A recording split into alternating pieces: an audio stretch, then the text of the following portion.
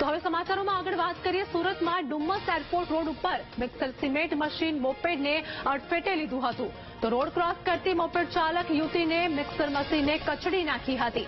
નોકરી જતી યુવતીનો યમરાજ સાથે ભેટો થયો। અકસ્માતમાં 22 વર્ષીય યુક્તા ભગતનું ઘટના સ્થળે જ મોત નીપજ્યું હોવાનું સામે આવ્યું છે। અકસ્માતની આ ઘટના સીસીટીવી કેમેરામાં કેદ થઈ છે। તો ભારે મિક્સર મશીનના વધતા આતંકથી લોકોમાં ભારે રોષ પણ જોવા મળી રહ્યો છે।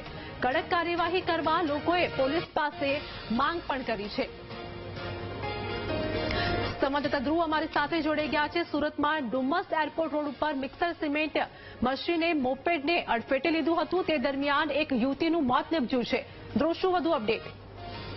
બિલકુલ, સુરતના ડુમ્મસ એરપોર્ટ વિસ્તારની ઘટના છે અને ભારે મિક્સરનું જે આખો ટ્રેલર આવતું હોય છે, જે નંબર તેણે એક યુવતી 22 વર્ષીય યુવતીને અડફેટે લીધી હતી અને તેને લઈને તેનું જે છે તે સુપાટ ઝડપે આવતી આ ઘટનામાં 22 વર્ષીય યુવતીનું મોત પણ નીપજ્યું હતું। 22 વર્ષીય યુવતી જ્યારે પસાર થઈ રહી હતી તે સમયે આ યુવતીને કચડી નાખી હતી અને સમગ્ર ઘટનાના સીસીટીવી પણ સામે આવ્યા છે। આ સમગ્ર ઘટના ત્યાં સીસીટીવી કેદ થઈ છે, જેમાં જોવા મળ્યું હતું કે ભારે મિક્સર સાથેનું જે ડમ્પર આવે છે, તે ટ્રક આવે છે, તેણે આ આતંક મચાવ્યો હતો।